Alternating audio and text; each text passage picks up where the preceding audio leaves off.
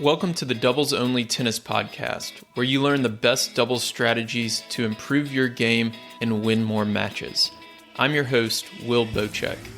This podcast, my website, and my weekly newsletter all focus on the goal of better understanding the sport of doubles and helping players like you improve faster through actionable advice that you can use in your very next match. My goal is to provide the best doubles strategy resources in the world. And to do that, I study, analyze, and work with players at every level of the game, all the way up to the ATP and WTA tours. If you enjoy this podcast, I've created doubles strategy products that go even deeper if you want to take your doubles knowledge to the next level. At the end of this episode, I'll explain more about them, or if you want to learn more now, go to thetennistribe.com/products. Here's today's episode. You're about to hear my recent conversation with Nicole Melichar-Martinez. Nicole is the 21st ranked doubles player on the WTA Tour, and I caught up with her after she played a 125K in Paris, and she was in Strasbourg preparing for that tournament as we lead up to the French Open. So we discussed this part of the calendar. We discussed clay season. We talked about the WTA doubles tour as a whole, what she kind of makes of the tour this year. We talk about some specific teams as well. And then we transition into changes that she'd like to see on the doubles tour over the next few years, including mixed doubles. She talks a little bit about her experience playing mixed doubles at Indian Wells with Andrey Rublev earlier this year. And then after that, we get into some of your questions from Twitter and Instagram. A lot of them were surrounding partnership changes. So one person put it really well, and she explains the kind of inside baseball on how partnerships form and split on the WTA Tour, and how doubles teams know when to move on versus break up. And she talks about some of her own experiences also. We also discussed how she would go about building her ideal partner. We discuss what past partners she would most like to team up with again. We also talk about her favorite tournament, her favorite food, how she manages pressure, and how she takes care of her mental health on the WTA Tour as well. So this is a relatively short but really fun conversation. So without further delay, enjoy this chat with Nicole Melichar-Martinez. Hey everyone, welcome to the show. Today we have on for the 5th, 6th, 7th time, Nicole Melichar-Martinez. Nikki, welcome back. Thank you. Thank you for having me. So you are in Paris right now, is that right? In Strasbourg. Oh, Strasbourg. Okay. So you've got Strasbourg coming up next week. What do you do on a day like today, or kind of when you have these little gaps kind of in between tournaments? Mm-hmm. Well, today I traveled via train from Paris to Strasbourg and decided to take the day off, but I still went on site. I had lunch, I had treatment, kind of got my bearings, because even though I've played this tournament several times, this tournament actually has changed the location of many things, like different years. So this year is completely different than last year. The physios, the tournament restaurant, the stringers, where everything is. So I just walked around and got kind of acclimated to where everything is. So during the week, I don't need to get lost.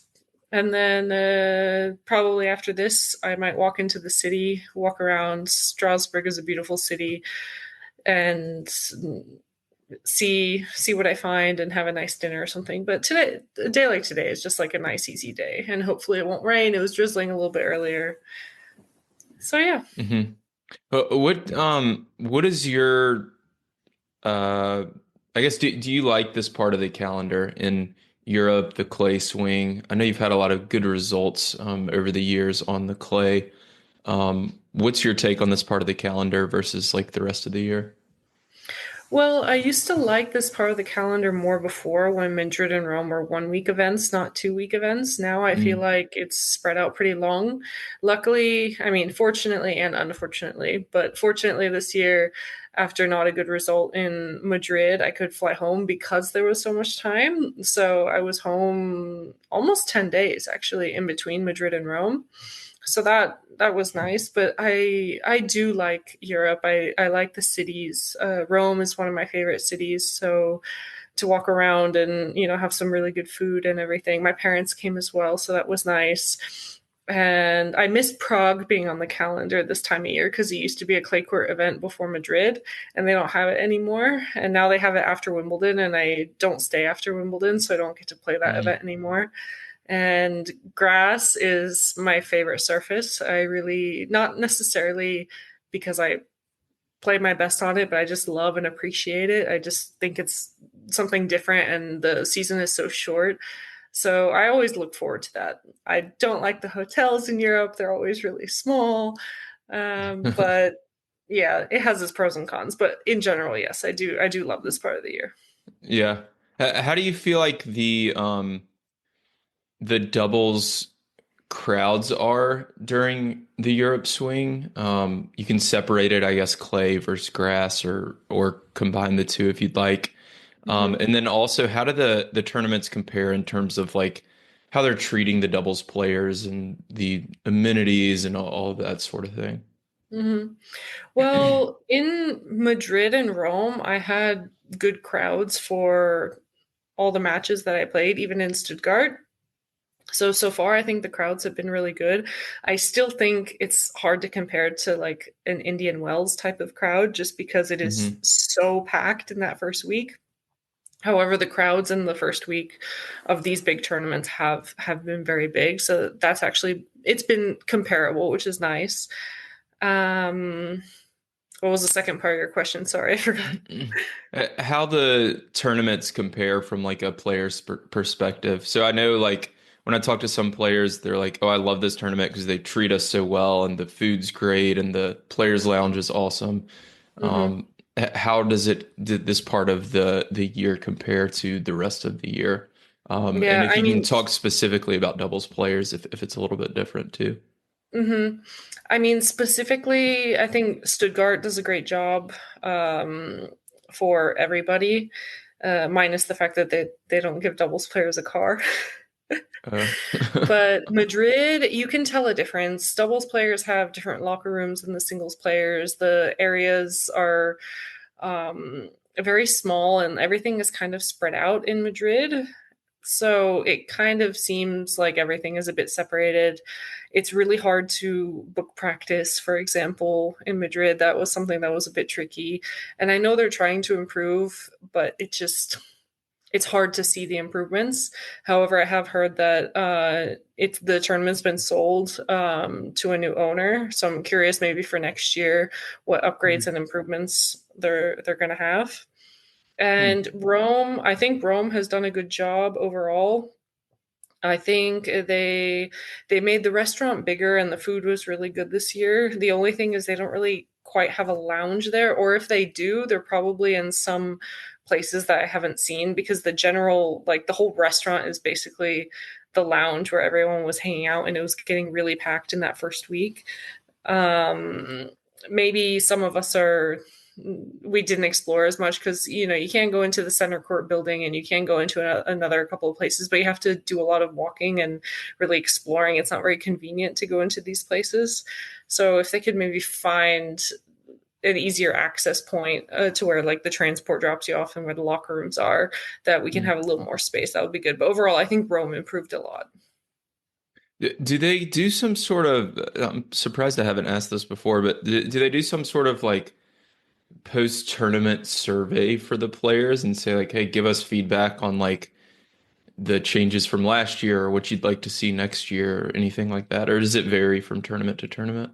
Actually, the WTA has a survey that they're doing, and they're incentivizing the players that if you do it every week, or if you're one of the players that does it the most, that they're going to give us like a gift or a award or something. Mhm. And it is a survey asking about all the tournament conditions, like how was the transportation, how was the hotel, how was the food, how was the staff, how was the venue, how are the courts, the balls. It really tries to go through everything, and they're really on this. The player relations teams are really on it to send us the QR code, like, hey, can you please do it for each tournament? And I even got asked today, like, did you do the survey for the tournament last week in Paris or for Rome and stuff. So I have filled them out for most events. A couple events I did forget. However, we really are trying to give the feedback, and I was discussing the feedback with one of the player relations team, like in Madrid.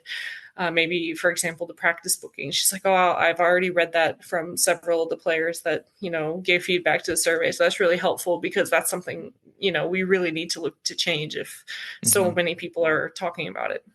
That's good. Is this a new thing or has this been going on a Yeah, couple from this years? year. Okay. It's new, and I do think it'll help. But I also, maybe for example here in Strasbourg, I do know we didn't have the surveys last year, but they really took our feedback into account that we had told them.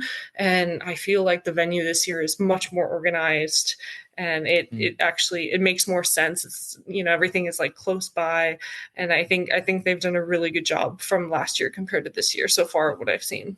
Mm-hmm.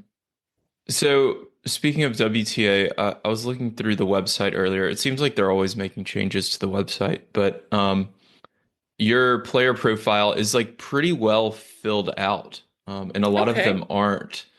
There's like a lot of detailed notes about. Let me pull it up here. But anyways, what is the process for that? Like, how are they um, getting this information from you? Is it something where they're having you like fill out a survey and just not every player does it? Because I'm always curious because I'm looking up the player profiles sometimes, and some of them have tons of information and some of them have almost none. Well, I know in our player zone that we've filled out our profile before. However, I haven't seen my actual WTA profile, at least not of recent, so I'm not sure what information is there or not. If it's there, I mean, maybe I did fill it out at some point, but I'm actually Okay. unaware of it. You've got like 12 bullet points, coached by husband Carlos Martinez, info about your parents, your sister. Tennis idol was Kim Clijsters. Favorite surface is grass. Speaks English, Czech, and a little Spanish. It's very Enjoy, accurate so far.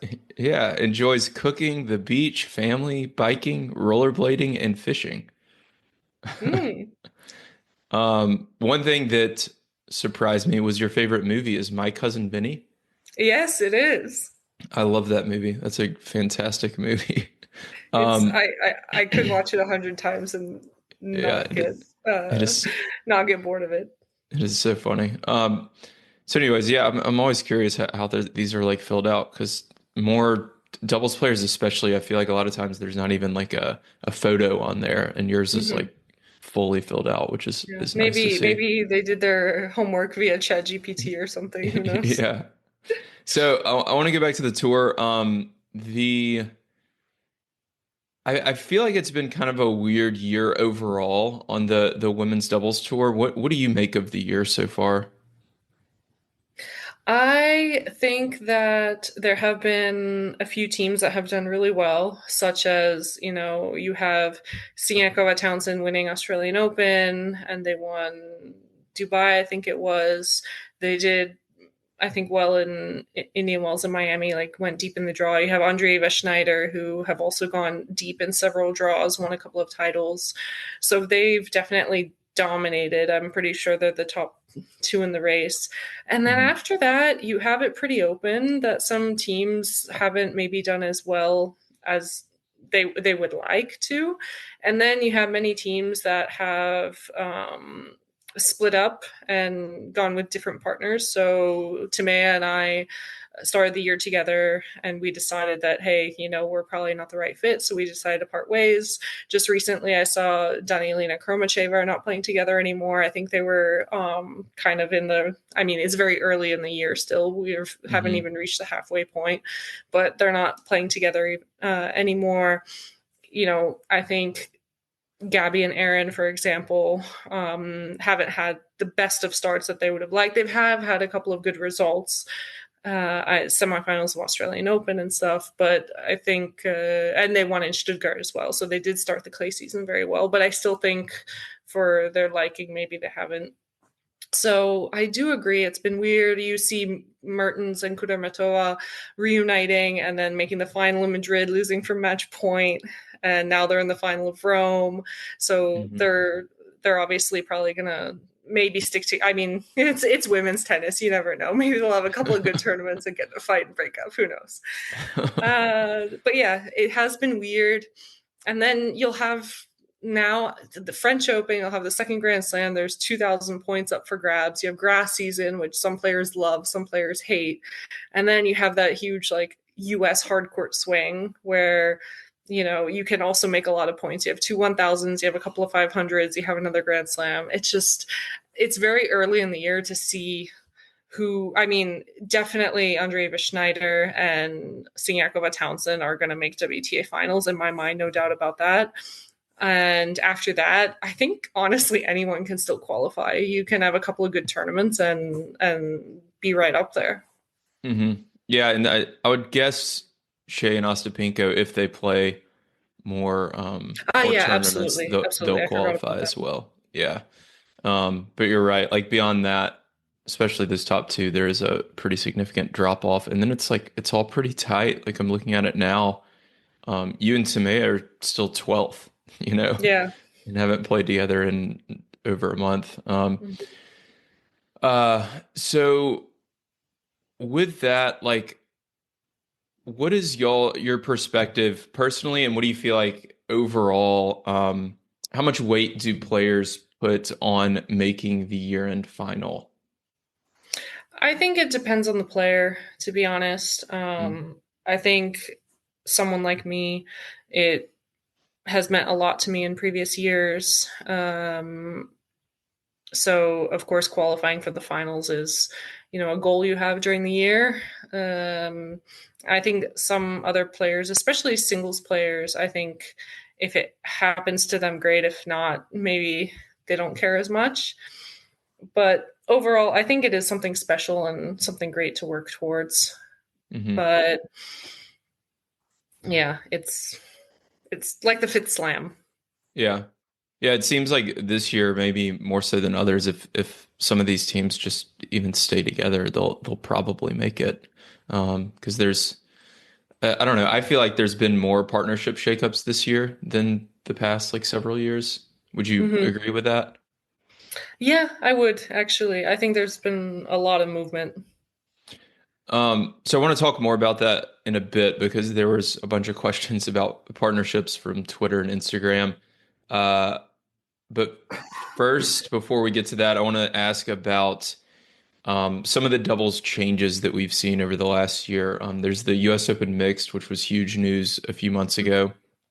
Um, what do you or how do you feel about all the changes we're seeing, and what do you want to see over the next several years, in terms of the broader kind of ATP and WTA tours? Well, US Open mixed specifically, it's hard to judge because it hasn't happened yet. And I think we need to see what does happen. However, my initial reaction is I like that they're trying to do something different. I like that they maybe are putting it into Qualies Week. They're trying to sell only put it on Louis Armstrong to pack up the stadium. I like all these things. I don't like that you can't enter on your doubles ranking because, especially if you're top 10 in doubles in the world, I think you should be able to play mixed doubles in a Grand Slam. Hmm. So we'll see how it goes. I do hope the USTA is generous with their wild cards towards doubles players.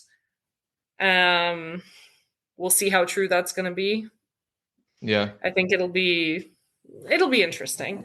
And then yeah, going forward for doubles in general, I think it's a good idea or I think on the women's side, you have a lot of singles players playing doubles. Let's be realistic. You really do. A lot of weeks. So I don't think there's any issue there. And I think crowds do come to watch people that they know. And I will stand by what I have said for years that if they want doubles to be more marketable, they need to market us better. And if we're going to be celebrities, people are going to come and watch us. If people don't know us, then they're not going to come and watch us because you go to watch who you know. yeah, 100%. Um, what about, so I want to talk a little more about mixed. Talk about the Indian Wells event. Um, Mm-hmm. Do you think it was successful? Do you think we should have more mixed doubles? And then talk specifically about playing with Andrey Rublev. I was sitting there with you having lunch, and we kind of looked across the players area, and he was just sitting there, and you just walked over and was like, "Hey, do you want to play mixed doubles?" And it kind of worked out. So talk about that experience a little bit as well. Yeah, no, Carlos told me, he was like, oh, Rublev's right there. Ask him. And I was like, okay. And I got up and, both you and Carlos looked at me like, you're just gonna walk up and ask him? I'm like, yeah, why not? I mean, I've said hi to him before and chatted with him before, so I didn't think it was a big deal. But yeah, he didn't say yes right away. He took my number and wrote me a few hours later that yeah, we can play. Had a lot of fun. He was very, very nice on court. We were chatting on every changeover, and I got to know a little bit about him, about his practice routines, about his tennis, about just life in general. He did in one of the matches get a little angry. The racket hit the shoe a few times. Yeah. So I mean, stuff that people have seen before. But I think the crowds were good. I think they enjoyed it, and I think especially at the 2 week events, they should absolutely put mixed in because. My parents were just in Rome. They stayed actually a few days longer to watch some of the tennis after we had left. And they said, like, there are no matches going on, that there's so many people on the grounds, but there's nothing to see. So if they do put mixed in these events, it, gives the players something to do. It gives more opportunity for the tournament to, you know, sell tickets to get to know us and stuff. And I think it's a great idea. hmm Yeah, and mixed is just so entertaining too. Like people, you saw it at Indian Wells. I feel like people, if they are walking around the grounds and they see a mixed match, like they'll be like, "Oh, it's mixed doubles!" Like, and they'll like stop by even if they don't know all of the players Mhm. on the court. One thing I will suggest is my friends and family wanted to watch when we were playing the mixed, and it wasn't streamed anywhere. They couldn't find it. Mhm. The tournament was streamed on Tennis Channel, but the mixed wasn't. And the cameras are Yeah. already on those courts, so I wonder how much would it cost to at least turn on the broadcast of the match, because I think people would be very curious to tune into these matches. Yeah, 100%. I don't know the answer to that. That's something, and anybody listening, if you know somebody from Tennis Channel or somewhere, I want to have a like producer or whoever it is like making these TV decisions on and hear more about like the decision making process and the numbers for some of the streamed doubles matches on Tennis Channel Plus or whatever. Hmm. I'm always very curious about that. But you're right, it would be really nice to be able to watch that, and hopefully they'll make that happen in the future. So let's move on to some questions from some fans on Twitter and Instagram. So I'm going to consolidate some of these. There were Hmm. at least like three different questions about partnerships. Hmm. So I'll just read all three of these, I guess, and you can answer them kind of all together. So one was, what is her decision-making process for changing partners? Another one was, how does a Dubs team know when to break up or move on? How do you find a new partner? Give me the inside baseball on how partnerships form and split. How do you find a doubles partner on tour? Do you just ask? So, all about partnerships. So, give us the rundown. Well, I'll compare it to dating. It's one of those things where how do partnerships form? You basically ask, hey, you want to play doubles together? Yeah, sure. No, no thanks. It can be as easy as that.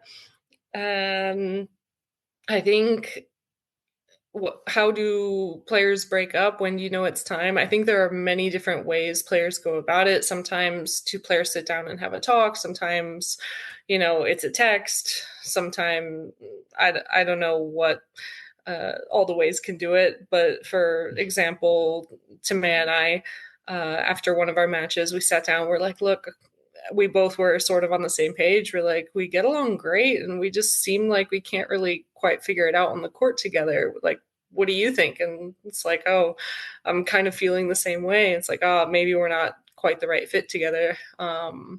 maybe her and I were an example of where it was like a very mature conversation and, decided to just part ways mutually. So I think that was really good. I think in other situations, it can be like, a breakup where, one person wants to stay and the other person doesn't. And then it's a little tough. So yeah, and then how do I choose partners? I feel like I look at the player's strengths and weaknesses and see what can complement my game the best. And for example, now I'm going to be playing most of the tournaments with Ludmila Samsonova. And some things I like in her game are that she has a very good serve. She hits a big ball. She's a great returner. She's a singles player, which is sometimes a little bit risky because I don't necessarily have the opportunity to practice with her so much, from a doubles point of view. Uh, However, I think her strengths outweigh her weaknesses, and I feel like last year when we played in Seoul together, we gelled very well. She's also very nice. We get along really well on the court. I feel like I can be myself on the court next to her, and she can be herself, and we gel well together. So I think those are certain things that are important to look at. So a good follow-up question here is somebody asked, how about you build your ideal partner, specifically to kind of complement your game? So, um, choosing a serve, return, I assume it's an ad court returner, volleys, personality, whatever. Oh, if I could build my ideal partner, I mean, Bob Bryan, Yeah. maybe?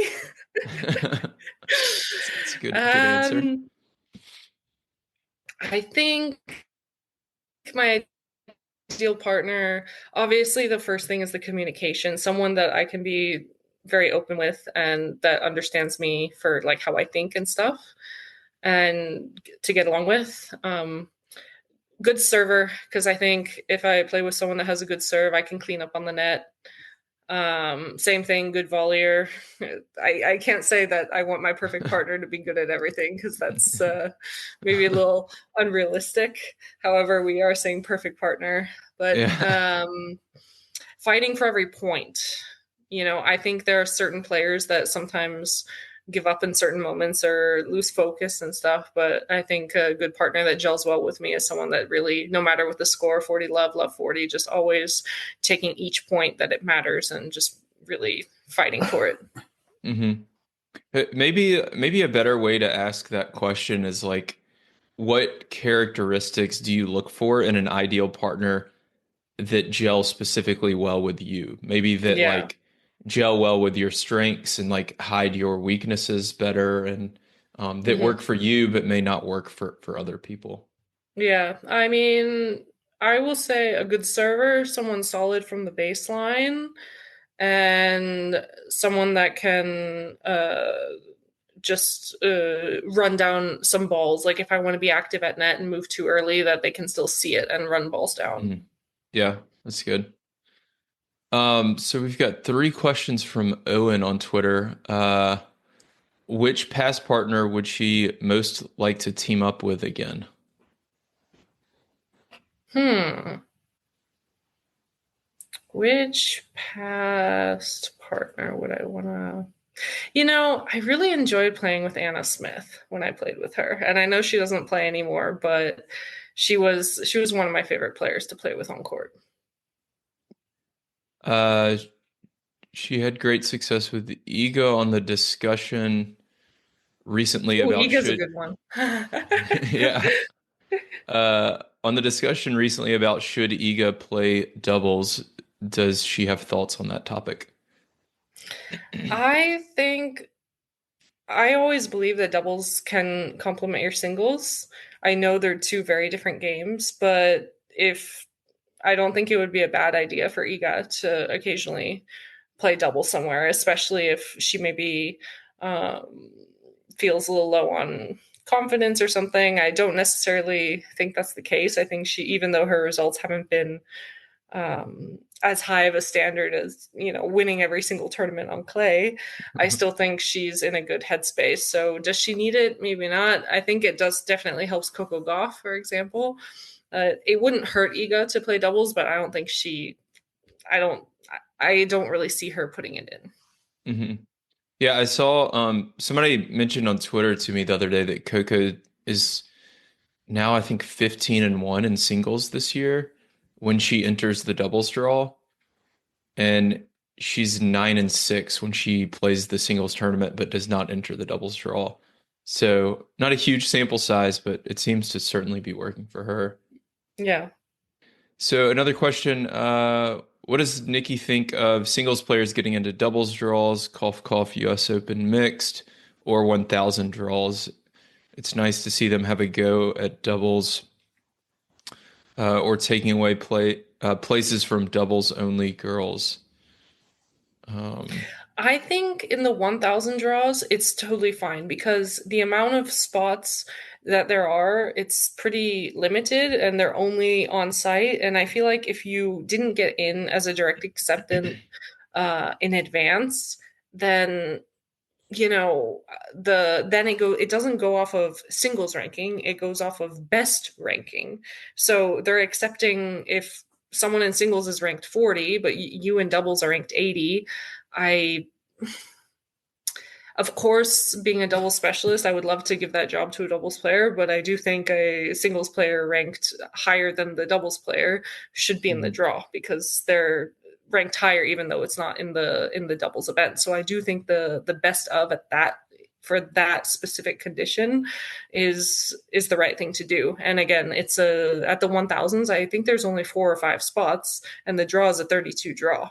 So mhm. you see Kirsten Kalinskaya just winning in Madrid, for example. Like having singles players in these draws, again, it attracts certain fans if they're known and stuff. I don't think putting singles players in a doubles draw is a bad thing. I like that it's limited. Hmm. Yeah, finding that balance seems to Mm-hmm. be the sweet spot. Who's a predominantly singles player who you think would be elite at doubles if they played more, and why? I mean, I think we just mentioned it before with Iga. She she would be easily top 10 in the world in doubles if she played. Um, Sabalenka she won several Grand Slams in doubles, doesn't play anymore. Hmm. I I guess you would have to go. I think Kinwin would do well in doubles. Mm. Why? I just I think she has a very powerful game. She has a great serve. She has a very powerful game, and even in singles, you see her occasionally coming into the net. She has good volley technique. I think I've never seen her play doubles, so I don't know. What if she understands the strategy and tactics and stuff, but I think she would probably learn very quickly. As all I'm going to stereotype and say Asians are all very intelligent, so she would definitely pick it up quickly. And Hmm. yeah, Yeah. Um, so just a couple more here. How do you manage pressure and take care of your mental health? Kind of a broad the question. WTA actually has a very good mental health team, and I am in touch with them on a weekly basis, even sometimes several times during the week. And they're available always during the tournaments, even when I'm home. We're allowed to reach out to them and speak with them. So I think that's been an important part of my career. I've taken advantage of that service that they provide because we always have I think we always someone needs someone to talk to that isn't going to be biased or a professional that we can talk to. Sure. It's either that or going to a bar and talking to a stranger, but I don't really think that's the safest idea. I think that's the old school way to go. And I think having the different strategies to just cope through different situations, because when we go talk to the psychologist and stuff, it's not necessarily always about tennis. I mean, sometimes it is, how can I perform better on court and manage pressure and stuff, but sometimes we're going in there because of personal issues, and sometimes those personal issues translate to things that you do on the court. Hmm. Yeah, I spoke with Craig Veal yesterday, and he was talking about how like with his players, he's coaching them on a personal level first because they have to be in a good headspace mentally, like on a personal level, to perform well on the tennis court, right? So that makes sense, and it's great WTA's kind of providing that on site. Yeah, going to a bar seems like it probably wouldn't help the mental health quite as much.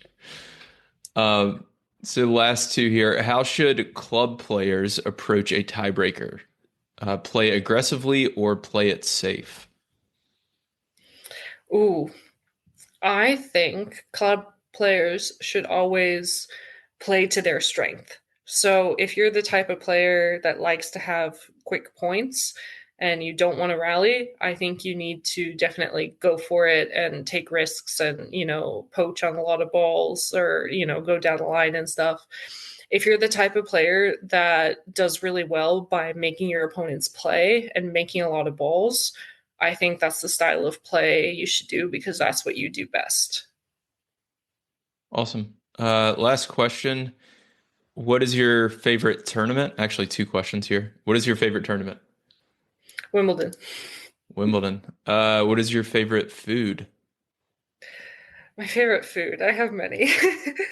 However, the Czech version of steak tartare is my number one, hands down, absolute favorite. I think it is absolutely delicious, and I don't get to have it very often, but it's my favorite. And then just now we were in Rome. My favorite pasta is pasta carbonara, and I had it 4 nights in a row.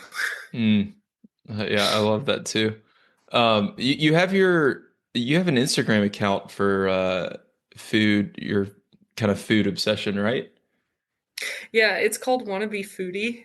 Wannabe And foodie. Okay, yeah. or sorry, no, I changed. It used to be Wannabe Foodie. Now it's Wander Thy Foodie. Okay, wonder that foodie. So we'll link to that in the show notes. How is that going? Well, I've been posting a little bit, but I haven't been as active as I would like to on it. It's a lot more work than to manage a social page than you think. However, I do want to get better at, putting my restaurant recommendations or food recommendations, or even when I'm home, I want to start posting about maybe the recipes I'm making and stuff because food is life, let's be real. It's just Yeah. delicious.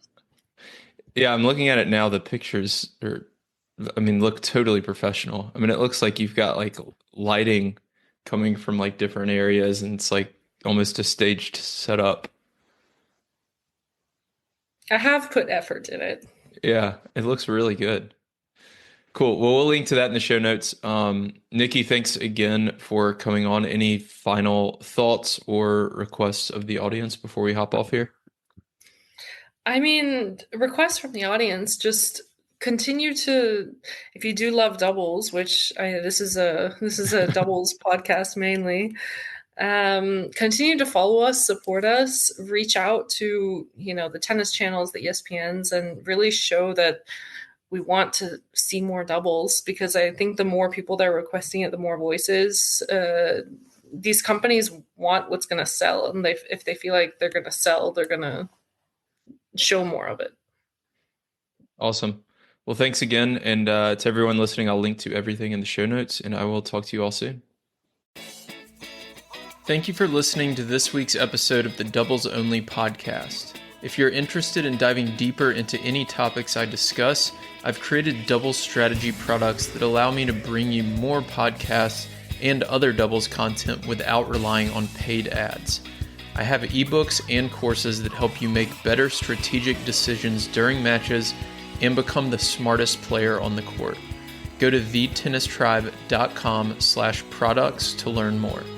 You can also join my free weekly doubles strategy newsletter that includes video lessons and more on our homepage. If you want to connect, you can find me on Instagram, Twitter, and Facebook, or email me directly, will@thetennistribe.com.